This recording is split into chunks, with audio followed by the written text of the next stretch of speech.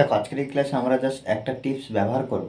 এখানে এই টিপসের মাধ্যমে আমরা কি করব না, যে কোনো বাংলা বাক্য, হাজার হাজার বাংলা বাক্য ইংলিশে ট্রান্সলেট করতে পারবো খুব সহজে।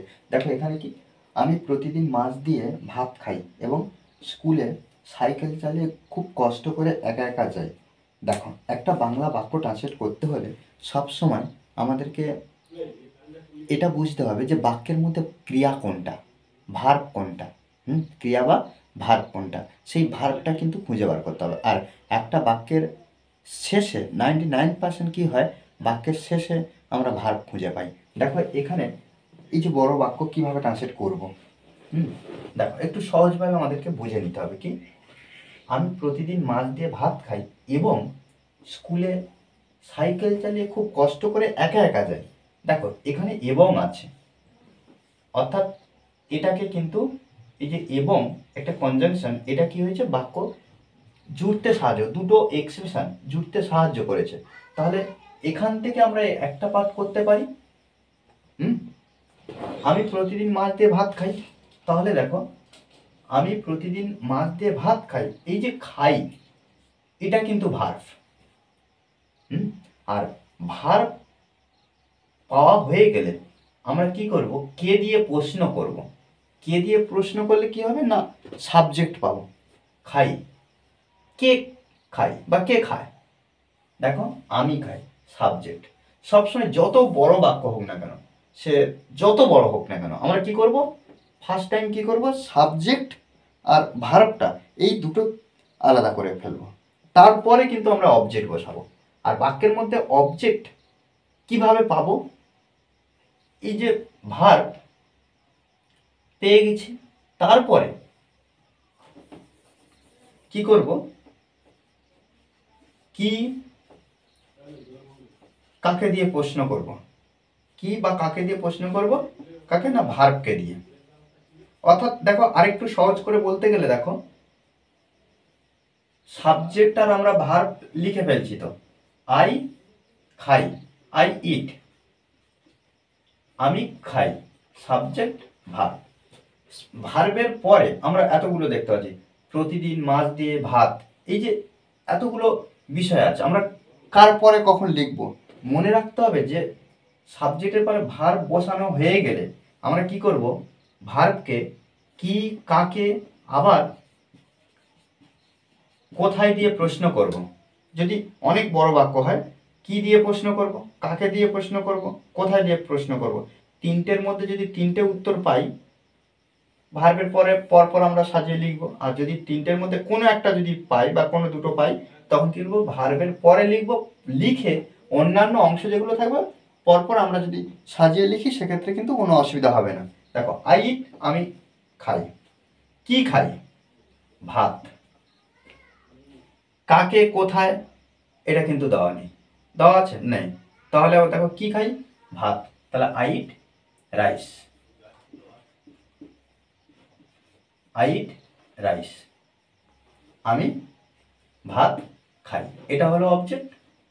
অবজেক্ট আরেকটা পদ্ধতি আছে, আমি বলে দেবো। এবার দেখো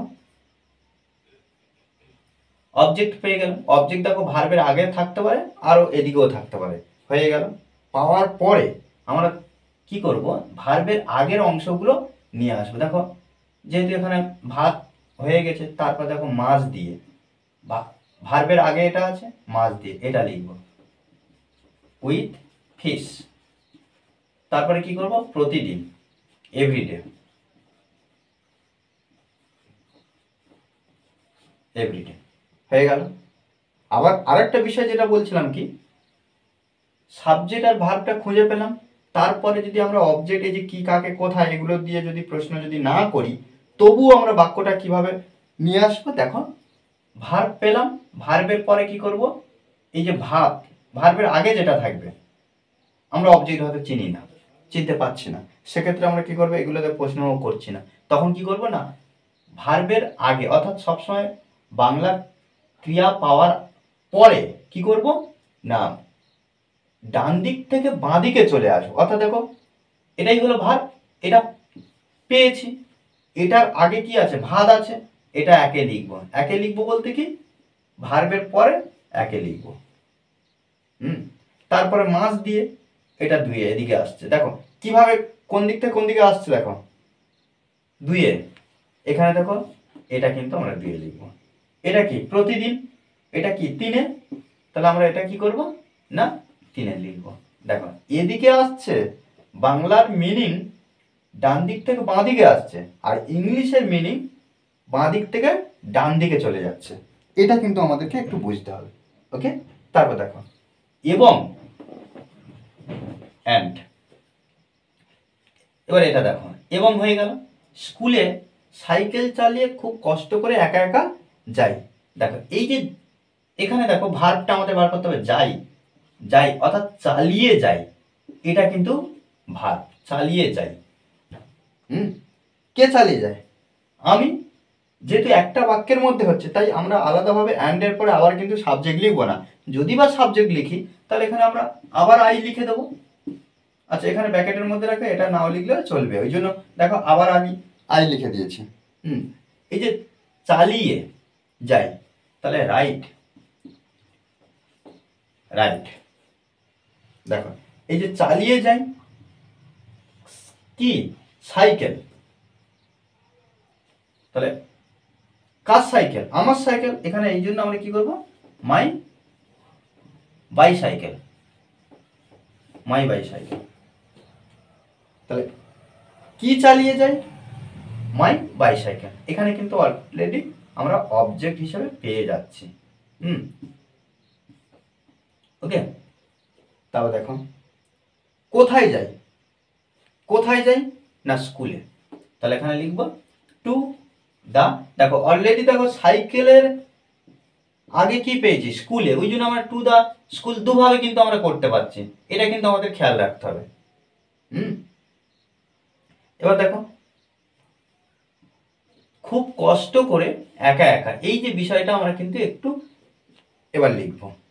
দেখো এই যে যাই, এই একটা ভার্ব আছে, মানে এই যে ভার্বের সঙ্গে অ্যাডজাস্ট হয়েছে, তাহলে আমরা এখানে একা একা লিখতে পারি, তারপরে খুব কষ্ট করে এটা লিখতে পারি কিন্তু। অ্যালোন, অ্যালোন বলতে কি একা একা। তাহলে দেখো ভার্বের এই যে এই যে একটা ভার্ব অর্থাৎ চালিয়ে যাই, এটা অ্যাডজাস্ট করেছি, কিন্তু দেখো দুটো আলাদা আছে। সেক্ষেত্রে আমরা দেখো একটু টিপস ব্যবহার করতে হবে। একা একা অ্যালোন, খুব কষ্ট করে উইথ, আচ্ছা উইথ ভেরি লিখবো না, with great, great difficulty, difficulty. Okay, with great difficulty, খুব কষ্ট করে। দেখো এইভাবে কিন্তু আমাদের ট্রান্সলেট করতে হবে। একদিন সকালে আমি ঘুম থেকে উঠে দেখি আকাশ মেঘলা ভাব, সেই জন্য আমি আবার ঘুমিয়ে পড়লাম। দেখো এখানে একটু বিষয়টা বুঝতে হবে। দেখো এই যে একদিন সকালে, এটা কিন্তু সময়। তারপর দেখো আমি ঘুম থেকে উঠে বা উঠলাম, এটা একটা পার্ট। তারপরে দেখি, এটা কিন্তু একটা ভার্ব। দেখো কিভাবে এই যে একদিন সকালে, এটা কিন্তু আমরা বাক্যের প্রথমে লিখতে পারি। ওয়ান মর্নিং, ওয়ান মর্নিং এটা প্রথমে লিখতে পারি। আমি ঘুম থেকে উঠে, উঠে অর্থাৎ দেখো এটা কিন্তু পাস্ট অ্যাকশন, তাহলে এই জন্য লিখতে পারি আই ওয়াক আপ। দেখি, দেখি কি আকাশ মেঘলা ভাব। দেখি, এখানে ফাইন্ড ব্যবহার করব। ফাইন্ড অর্থাৎ কি না মেঘটা দেখলাম যে কি ভাব না মেঘলা ভাব, হঠাৎ করে কিন্তু আমি খুঁজে পেলাম যে এই যে মেঘলা ভাব একটা দেখলাম, ওই জন্য কিন্তু এখানে ফাইন্ড ব্যবহার করলাম। এখানে সি ব্যবহার করলে হবে না। ফাইন্ড মেঘলা ভাব কি আকাশ, দ্য স্কাই, স্কাই, তাহলে কি হলো the sky cloudy, the sky cloudy, আকাশ মেঘলা ভাব। এখানে দেখো তারপরে কি সেই জন্য আমি আবার ঘুমিয়ে পড়লাম, অর্থাৎ কি আমি ঘুম থেকে উঠে, দেখো এখানে বিষয়টা কি একদিন সকালে আমি ঘুম থেকে উঠে দেখি আকাশ মেঘলা ভাব, অর্থাৎ কি মেঘলা ভাব অর্থাৎ কি আমি বাইরে গিয়েছিলাম, গিয়ে আকাশের মধ্যে খুঁজে পেয়েছিলাম যে আকাশ মেঘলা, আকাশ মেঘলা, ওই জন্য এখানে ফাইন্ড ব্যবহার করেছি। দেখো ওয়ান মর্নিং, একদিন সকালে আই ওক আপ, আমি উঠলাম, ফাইন্ড দ্য স্কাই ক্লাউডি, আকাশ মেঘলা ভাব।